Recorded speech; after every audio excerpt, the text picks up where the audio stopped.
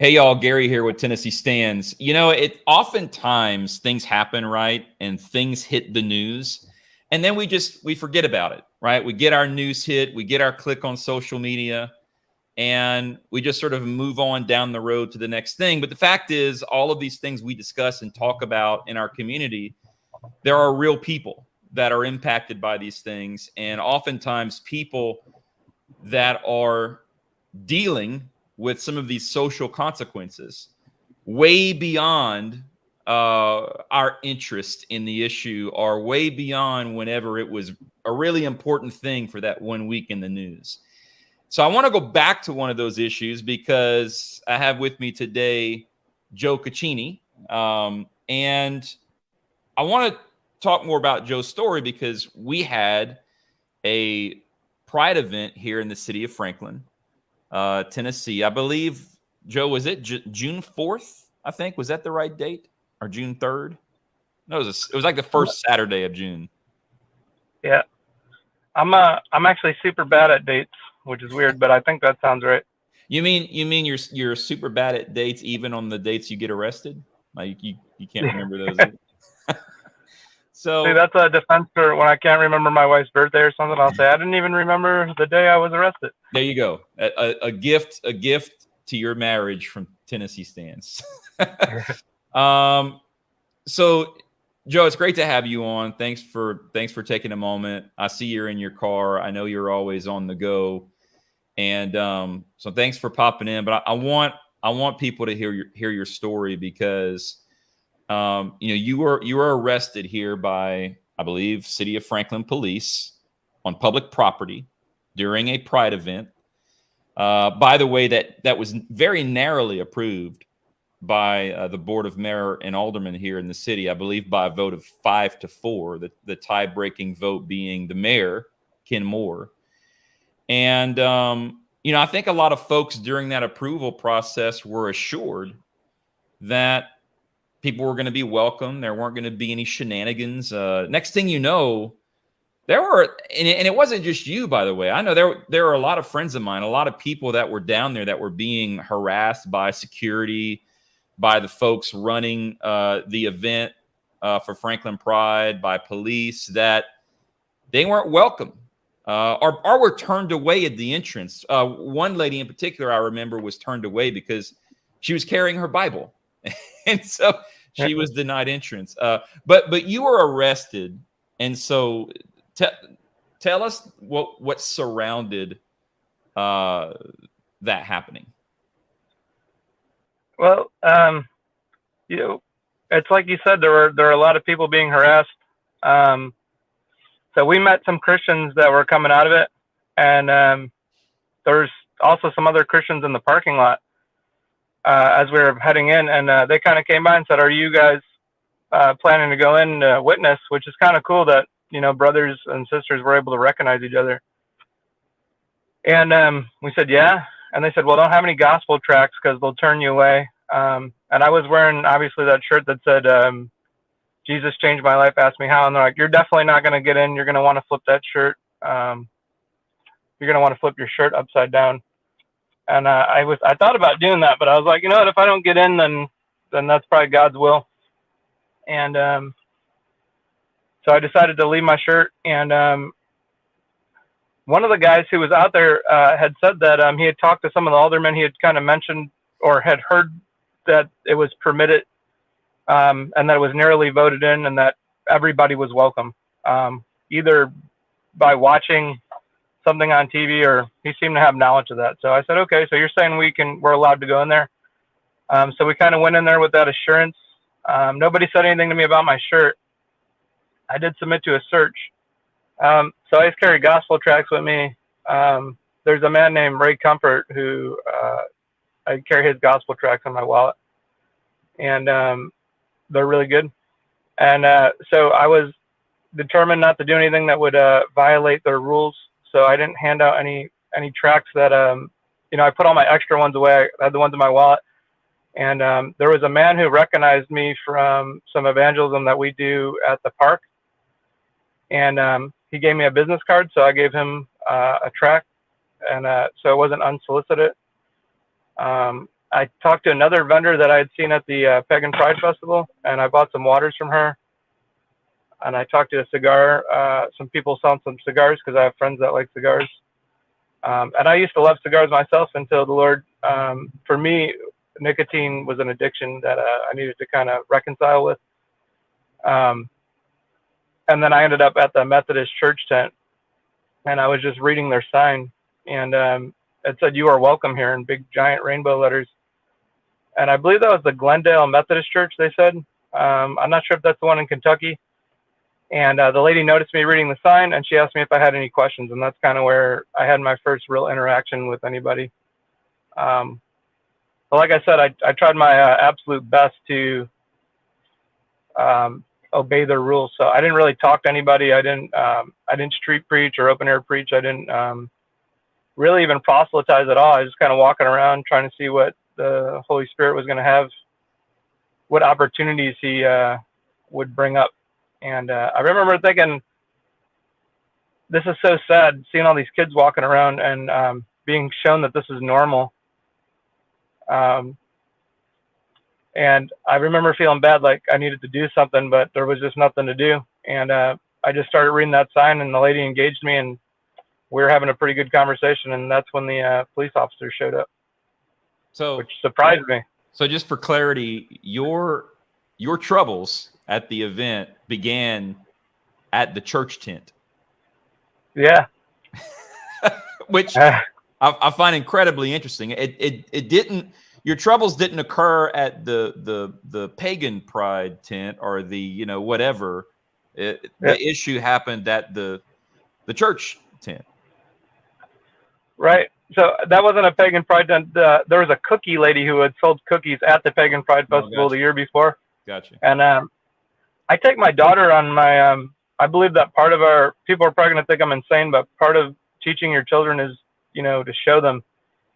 And, people wonder why we have so many school shootings, but we abort babies. And then we say that children's lives are valuable, but kids know, right? Like they say, if you're going to kill a baby, then what makes my life valuable? What makes someone else's life valuable?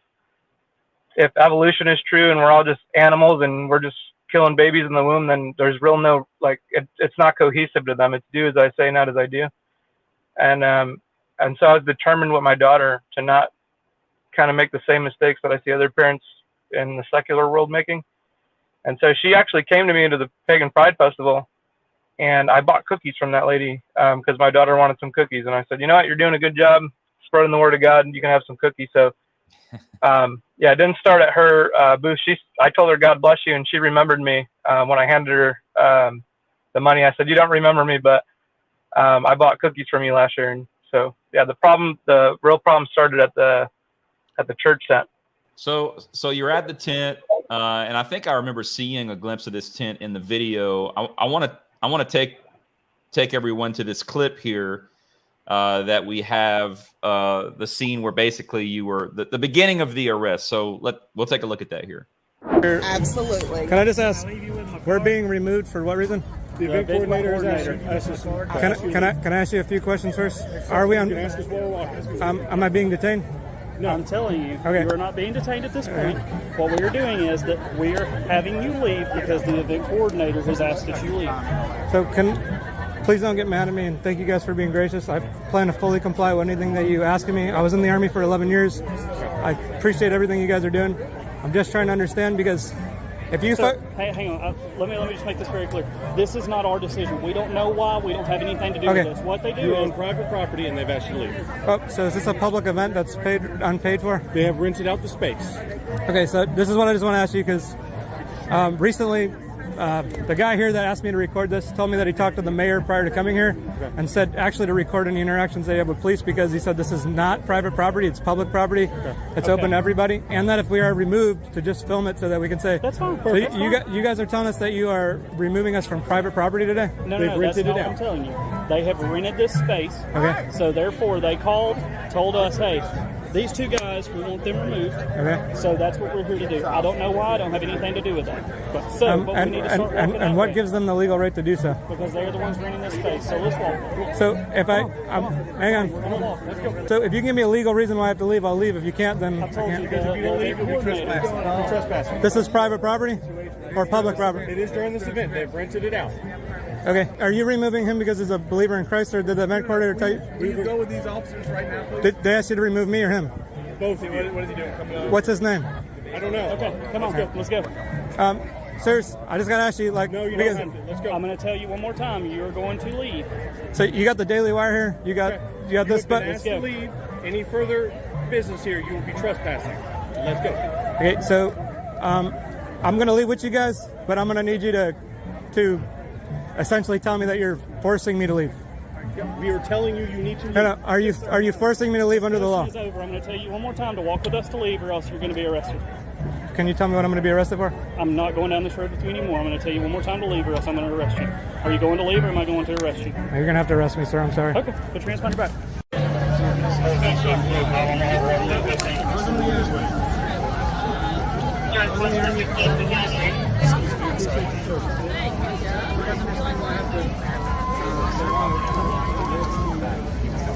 So, that was the footage, the actual footage of Joe being arrested by the police. Joe, when you see that, when you go back in time to that day, I mean, what sort of thoughts hit your mind seeing that again? Well, I wonder whether or not I did the right thing before God, right? Because Paul wrote what he wrote about being respectful of government entities while Nero was like slaughtering people, right? Like he lived in a time where there was very tyrannical leadership, and he submitted. And so I wonder whether or not I did the right thing. But Well, I think the real question is, I think you were asking the police whether or not they understood if they were doing the right thing. I think the evidence clearly shows that you happily submitted to law enforcement. I think most of us honestly look at that and are questioning, what in the world were the police thinking, especially here in the city of Franklin on what we all know to be public property. Yeah. So, and I don't know. I told the police officer later, I preached the gospel to him on the way back. And I just mentioned to him that if he was a believer, then he's going to have to answer to God why he decided to interrupt the gospel in a place that really needed light midstream. And if his answer was because he was scared of a unelected official, like just a lady, what was he thinking, right? Like, you have the infinite creator God of the universe who spoke everything into existence, and you're worried about this lady. Maybe you're worried about losing your job, but God can give you another job, right? And that's hard. So I told him that. But yeah, I wasn't sure. So I'm sitting there and I'm like, this police officer is telling me to leave, but it doesn't seem to make sense. And what I had mentioned to him after I told him about, essentially fearing God being the beginning of wisdom, was because he asked me why I didn't leave peacefully. And I said, well, sir, I left peacefully. I don't, you would have noticed the difference if I hadn't. Like, me putting my hands behind my back and telling you, God bless you, do you know Jesus, is peaceful. And, and I'm not proud of it, but I used to be a drunk, and, God delivered me from that. And I've had run-ins with police where I was not peaceful. And so, I just tell them, you would have noticed the difference. If I was unregenerate, unborn again Christian, you would have, or just the way that I was, you would have noticed the difference. But what I tried to explain to him was, I was asking him, as an officer of the law, given authority by God, as is described in the Bible, what and is described by our Constitution, right? So the Constitution gives authority to the government to make laws. The police officers enforce those laws that are supposed to follow the Constitution. That's all from God. Jesus is king of everything. He's not just king of my heart. He's king of America. He's king of President Biden. He's king of Trump. It doesn't matter if they want to or not. He's king. He owns and it so all. I was asking him, what'd you say? Say he owns it all. He owns it all. And so I know people listening to this might think that that's like, I don't know, too heady or something, but that's literally how we have to walk around thinking about things, right? Jesus gives authority. These police officers are governed by the authority that they're given in the culture. And this is what I mean why, whether or not I did the right thing or not. And I've talked to a lot of brothers who said you should have just left. And I was like, well, I was questioning them to see whether or not they were within their authority. And I don't think that they were. But at the end, when he told me I'm arresting you as a police officer, at that point, I could have still resisted, right? But it doesn't matter because he's saying, as an officer of the law, given authority by God, I am removing you under the law. And I had no choice at that point. But right prior to that, he said, you can see in the video, he literally says, I don't have any say over it. It's all up to her. It's her decision. It's not my decision. And I didn't say it well then, but the point I was trying to make to him was, she's not given authority by God. You are. And you have to work within the laws that you promised to enforce. And he's trying to do the Pontius Pilate thing, right? Wash his hands of it, but he definitely needs to take responsibility for what he did. He made the decision under his own authority per the law to arrest you. I want to go back to something you said. I mean, I think it's really critical. You said, you were explaining, that Jesus is the King of all. Like, look, I know that might be too heavy for some folks, but the fact is, those are the types of things that shape our worldview in how we actually do respond to authority and what we believe about the Constitution and our rights, which is important. You can go back and look at COVID and all of the things that the foolish things, in my opinion, that people complied with. And the fact is, a lot of people comply with things because, number one, they don't really understand who has the authority or where the authority comes from. But I think it's important from a worldview perspective. If you understand where authority really lies and who that authority comes from, and you understand even those words you use, like dominion. I mean, those words are really critical because there is no biblical responsibility or scriptural command to just bow down and do whatever anyone tells you to do, right? And so it's important as a believer when you're thinking about obedience and respecting authority. Well, it's important to the person to understand, well, is the authority I'm obeying really the authority? I think those are all questions we should be asking ourselves a lot more. And look, brother, I think I watched that video. Not only was it respectful, I think it was wholly appropriate, for you to ask those questions. And it's a shame that the officer was so confused to think that he was not arresting you on his own authority. Well, on whose authority? Certainly not some woman's who's not been granted any authority. I want to move on just a little bit because I think, like I was saying earlier in the opening, most folks don't realize this wasn't just a news cycle for you. This didn't go away for you. You've got a court date coming up, right? Tell us a little bit about that. Yeah, I have a court date coming up on July 27th. I've had to meet with a lawyer, and this is I won't go too much into this, but you guys saw the video, right? So it's on tape exactly what happened, and praise God for that. I don't know how that happened, that the Daily Wire was right there. I'm really thankful to God that they were there. Yeah, so I have this court date, and I also have had these people find who I am and attempt to destroy my life. And I won't say too much about it or who it was or how I know, but slandered, said things like that I was harassing and things that I didn't do that were untrue. And thank God that I had that video evidence, and that the people that they tried to influence in my life were believers in God and had justice in mind, not just mob rule, mob mentality. But so it's a real thing. It's so funny because what you said in the beginning is true for me too. Like, I watched something on Fox News or something, or back when Fox News was okay to watch, but and I'll see something and I'll go, oh man, I'll pray for that guy. And maybe I do and maybe I don't. I try to not say I'm going to pray for somebody and then forget to do it. I try to at least do it one time. But then I forget about them, right? Because there's so many, we're in such moral chaos in America right now. It's like there's a new thing every single moment.